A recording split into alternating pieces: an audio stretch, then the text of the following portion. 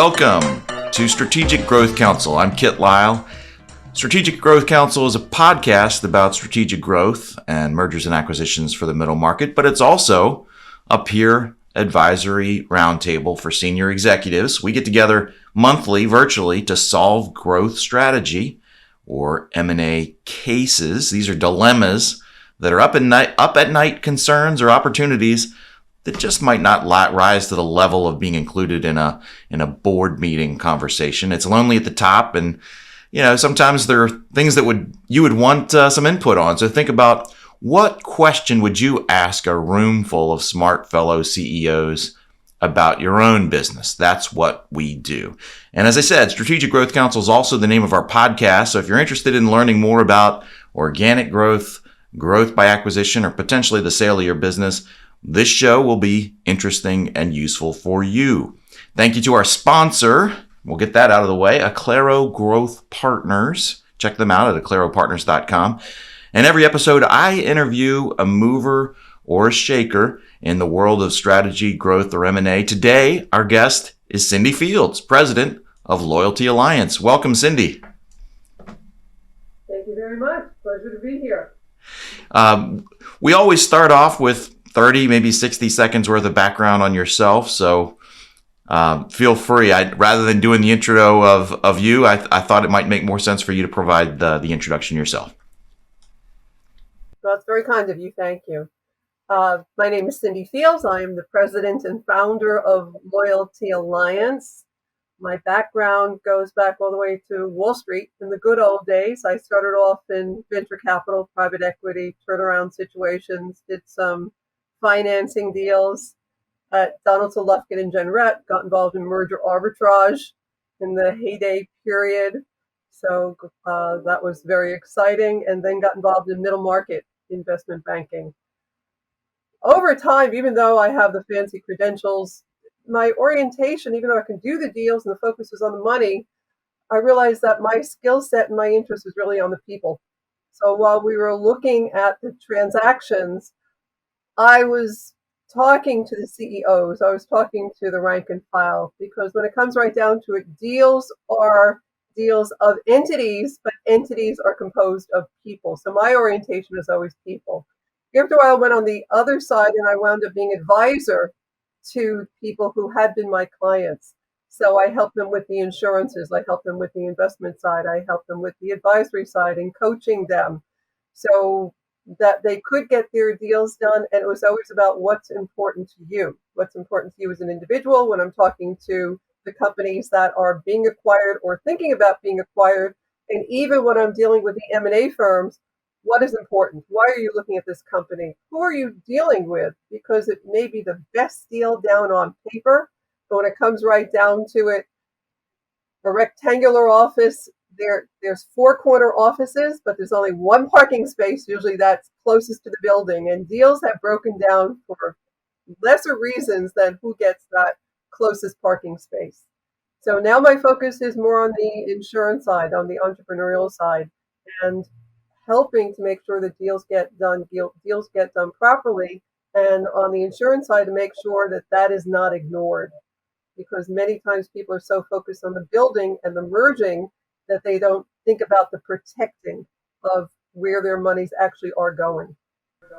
Yeah, I'm just going to jump in there. It seems like we have a similar background in that I'd spent a lot of time myself with mergers and acquisitions and strategy consulting for, acquirers primarily, doing projects. But at the end of the day, it's the people that's really the most exciting or interesting component. So now I'm spending more time interacting with groups of C-level executives, and probably for the similar reasons to you, it's really a lot more interesting. But broadly, maybe describe Loyalty Alliance at a high level. What is Loyalty Alliance? I tell people that we are our name. We have a sense of loyalty to our clients, our employees, the community, our advisors, anyone whose world we touch. And we're an alliance. We pull together while our focus is more on the insurance, and then we have an entrepreneurial side. It's a platform we can talk about if you like. We have specific skill sets. The insurance is non-bank lending, coaching, we pull together, we're like a lightning rod, we pull together the resources that people need. I've always been the type of person, even in college, where people would come to me, I need this. You know someone who does that. So professionally, it just has come naturally to me. So I tell people, rather than call your brother-in-law or even, your golf buddy or even your CPA, if you need something, they may know, especially the people who you're working with professionally, they may know how to help you with what you're doing right now. But if you're thinking about selling your company, or if you're even going in and acquiring a company in an area that is not within your bailiwick, you need outside advisors who are specialists in that. Don't go with your real estate person, your real estate attorney to do an M&A deal. Make sure you know who you have. Yeah, so we help people with that. So you've put together sort of an aggregation of experts or service providers that are preeminent in their particular discipline or field, so that an acquirer, or primarily a seller, doesn't have to rely on the advice from their brother-in-law or a board member who may just be an attorney, for example, right? Is that a fair statement, or would you?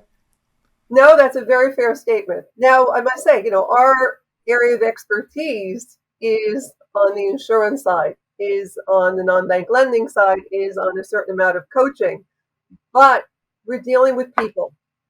And I've dealt with some very, very high-level people who have opened up to me because people talk to the CEOs as a title. And the CEOs have tremendous pressure. If you said it's the loneliest position in the world, and when you're being acquired, when your board is pushing you to do something, when your employees are pushing you to do something, where your family is pushing you to do something, what do you do? So people bring us in professionally for what we do, but I say, talk to us. Tell it.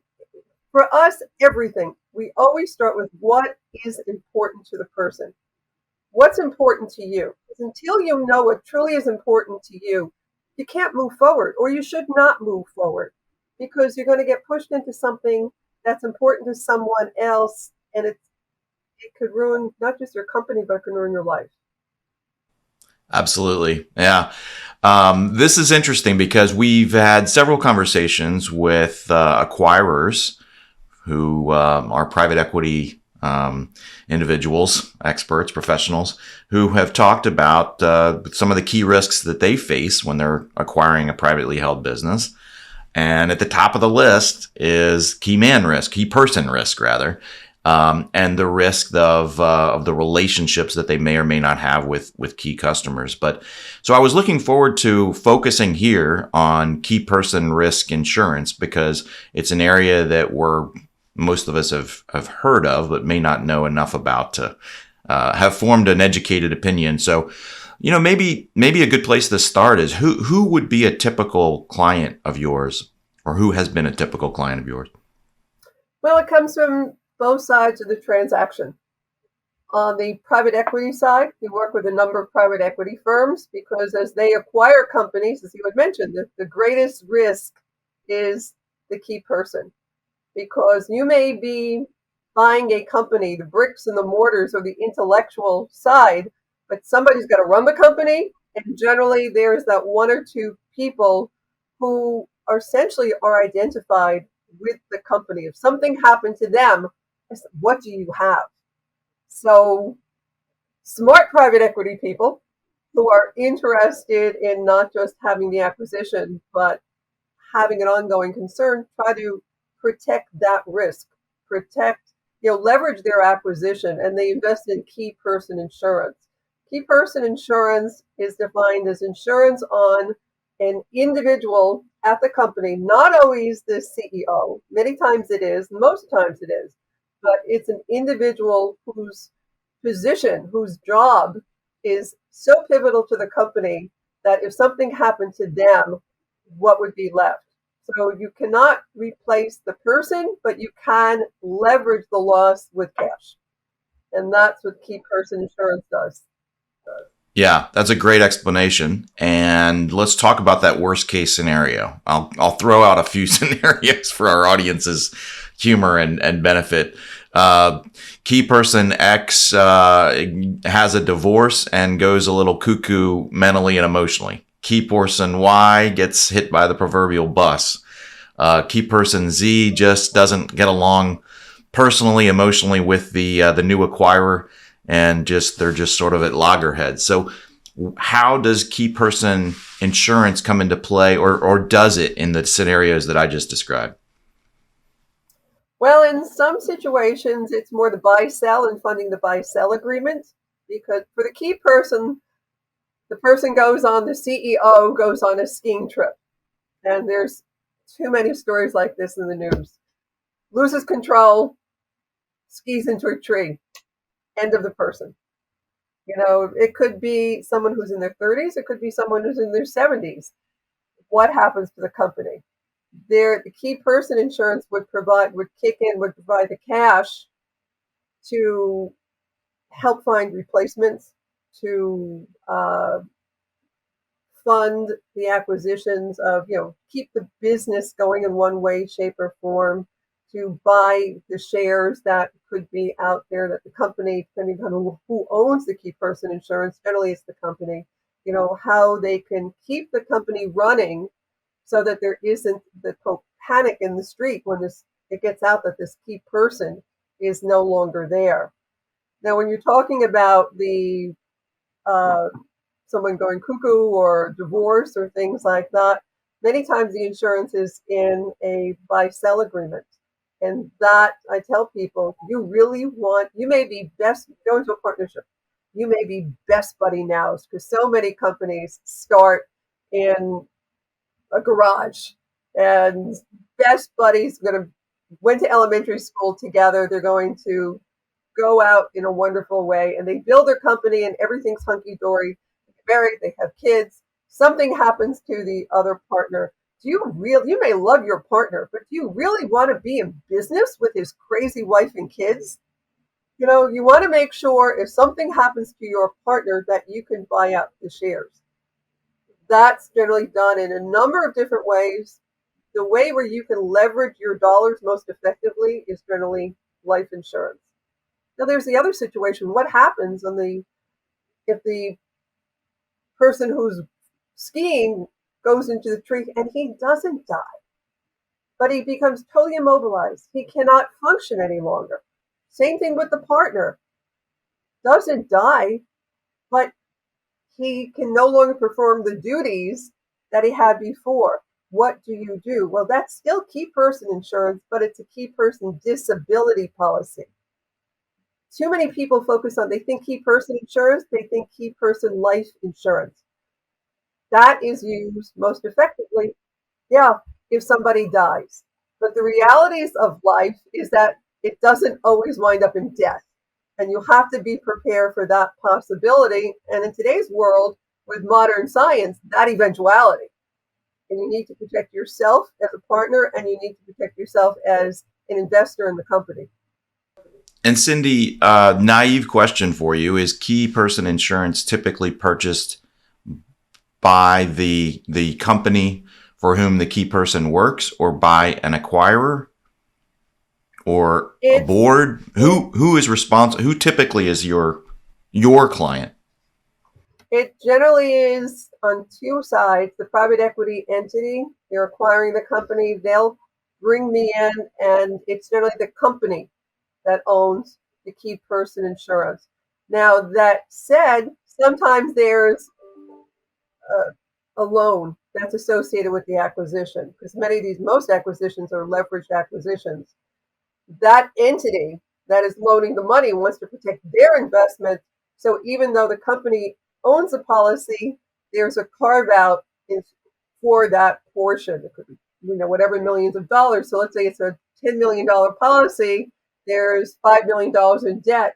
That $5 million is protected. And if that eventuality, it would go to that funder. On the other side, many companies come to us, especially in the middle market and lower middle market, and they realize they're growing now. and they're smart and they're looking at, do they have the right structure in place to grow effectively, and do they have the right resources in place to ensure their growth? Those people definitely are the types of people who need the insurances. They need the key person insurance because now they're protecting themselves. So when they're protecting themselves in a number of different ways. If they choose to go into the market, one of the questions that an acquirer would have is there key person insurance in place? Because that shows a certain understanding by the company that they're doing the right thing and that this is a company that has a certain structure. They've thought it out. On the company Yeah. Now side, they're growing. Go ahead. Sorry. On the company side, they're growing, and it just makes sense for them to have the key person insurance. The board may want them to have it, or they realize now that they want to protect their company. They want to protect the investment they have in their company for their families because they may have most of their wealth in the company and they're getting of an age and they want to make sure that their legacies are in place. And that's not for the 60-year-old, just for it's there for anyone who's building out their company and wants to protect what it is that they've grown out. So if I again, this is not my world, so I'm asking some naive questions here, but it sounds like some of the motivators of purchasing key person insurance might be a lender that assumes that with that key person unable to perform their duties for whatever reason, the business goes bankrupt and they want their money back. That's scenario one. Another scenario is we need a replacement in order to continue to grow. And another scenario might be, the family of the key person needs protection of some sort. But there's other motivators too, or would you add anything to what I just said? Well, the board of directors. There are many times the motivators. They want to protect because they're the board of directors. They have a fiduciary responsibility to the company. They want to make sure there's key person insurance in place to make sure that the company keeps going. And it's not necessarily for bankruptcy. It's just to get the monies back that the lending institution had provided in the acquisition. So it's to me, I love key person insurance because for me, I love protecting the companies. I love helping companies grow. And I love talking to the CEOs about their companies and getting to know them and making sure that they have the right protective mechanisms in place to achieve what's important to them. Also, you're involved in M&A. It's a dance because many times on the private equity side, company was just acquired. Private equity firm wants $10 million of key person insurance. The key executive is still there. They're not worth, they're worth mine. They're not worth $10 million. They're there. Over time, they'll be worth $10 million. Now you have this corporate, used to be Wall Street, but Wall Street can be defined anywhere. PE, private equity, who's putting a price on their head. They are now worth $10 million dead to somebody. That, they just went through an acquisition. Their lives are changing. Yes, some of them made some money in the acquisition. Usually the prize is in growing the company. And now this Wall Street firm comes in and is saying, this is what I want on you. You're worth X millions of dollars dead to me. That's sobering to some people. So for me, it's fun for me to be in the middle because I get to explain. I was on the private equity side. I was on the acquisition side. It's about creating that cohesion between the entities that is still growing.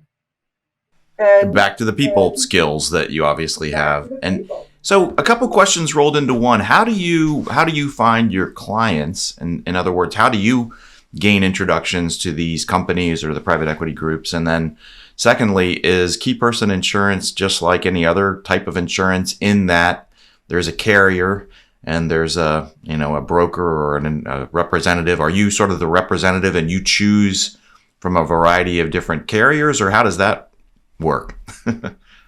Well, we represent the client. So we represent, I always look at the client as the person who's being insured, even though the client may be the person who wants the insurance.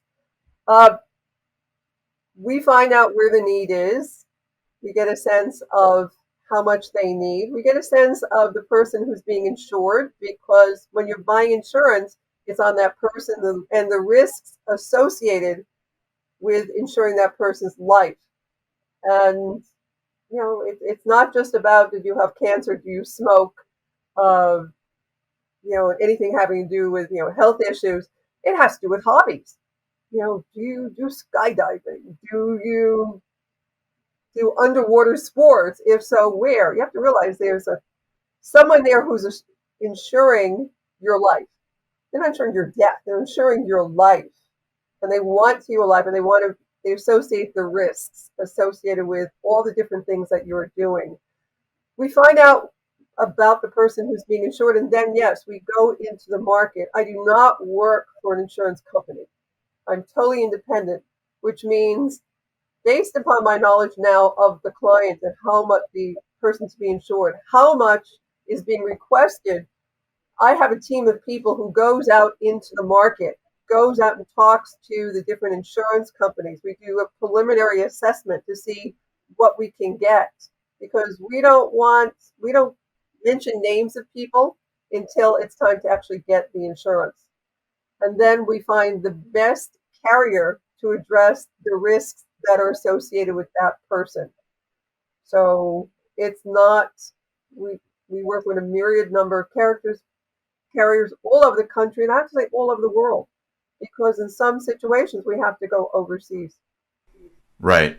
And is this a primarily a North American phenomenon, that the instance of key person insurance, or is it a global? Is there global demand?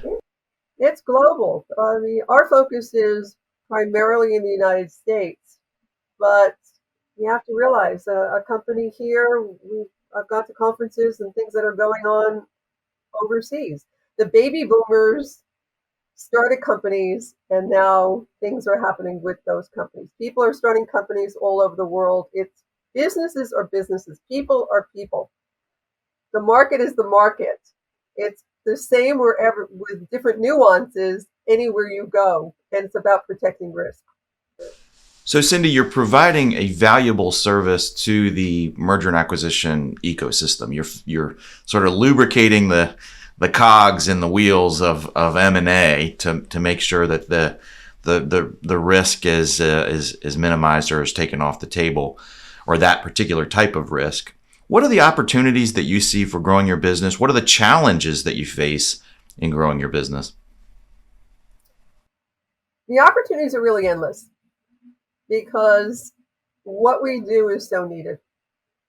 And it's just a question of people finding us and our being able to help them. We find people, to answer a question that you had asked a bit ago. It's word of mouth. I've been in the business a long time. I have my own way of doing the business. Loyalty Alliance is different than just about any other firm out there. I like to say it's different than any firm out there, because our orientation is, well, we get the job done, and we are very proficient at getting the job done. My background is different than just about anybody else in this industry. I suspect that's a good differentiator. And we're more than just what we're called in to do. We do what we do. Sometimes it has to be done real fast, real, direct. We put the blinders on. We do it. Has to be done. But we bring ourselves to the table. So, it's the challenges are like anybody else's challenges. Staying out there, making sure people know that we exist, and just finding the right people. When it comes right down to it, not finding the right people for us and our team, but we want to make sure we represent the good guys.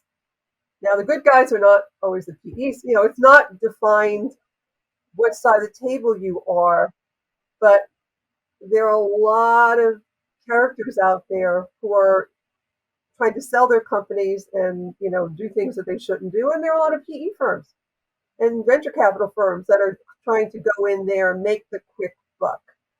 I don't want to work with the bad guys.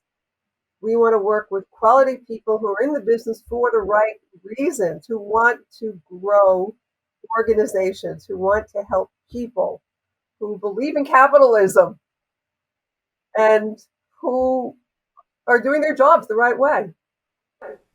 Yeah, I was going to ask, is there one thing that you would want to make sure that our listeners, our audience, takes away from this conversation that maybe hasn't come out thus far? Any particular lesson or takeaway that you wanted to make sure was shared? May have already come out. I don't know. I think the greatest focus, especially when you're in a position to be acquired, though it works on both sides, have a long conversation with yourself. It gets real exciting when you have acquirers come at you and they start throwing money at you. And, especially for people who have grown their business from the ground up, who may have started with nothing. And now all of a sudden, they're the pretty girl at the party and everybody wants to dance with them. But what do you really want? Is it the money? Is it staying on at the company? Is it leaving a legacy? Is it, just sit down with yourself and figure out what is truly important to you. Write it down. If you don't write it down, it won't happen because you're going to get caught up in the game again because it gets to be a game.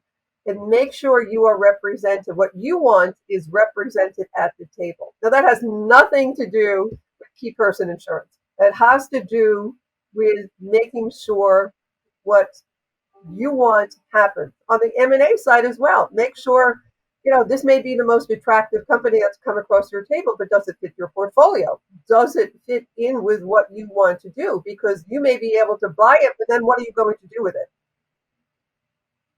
It's got to be accretive to what you're doing. And then I used to say, don't let together come to us with a key person insurance. Yeah.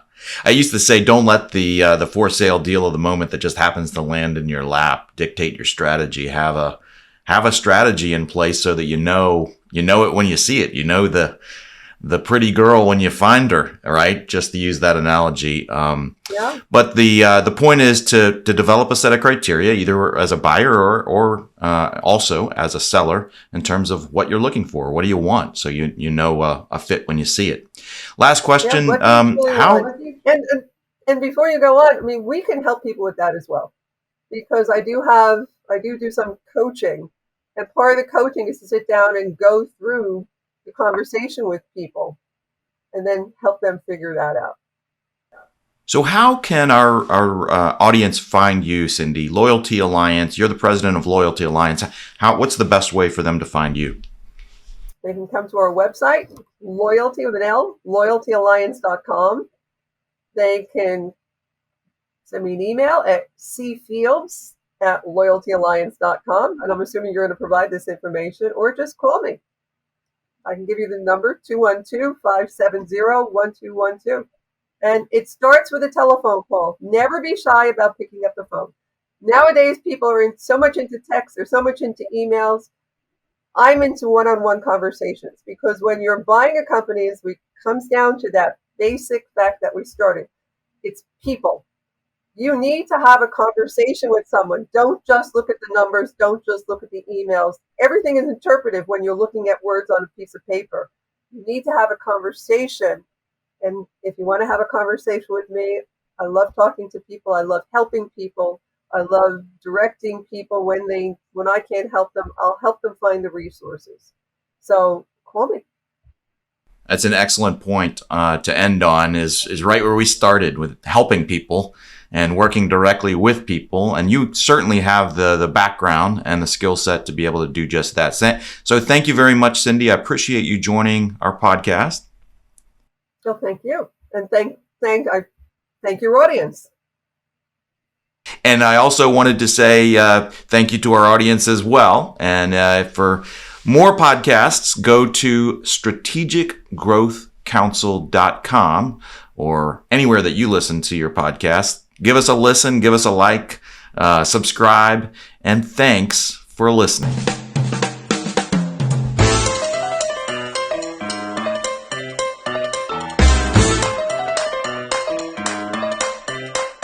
Produced by Heartcast Media.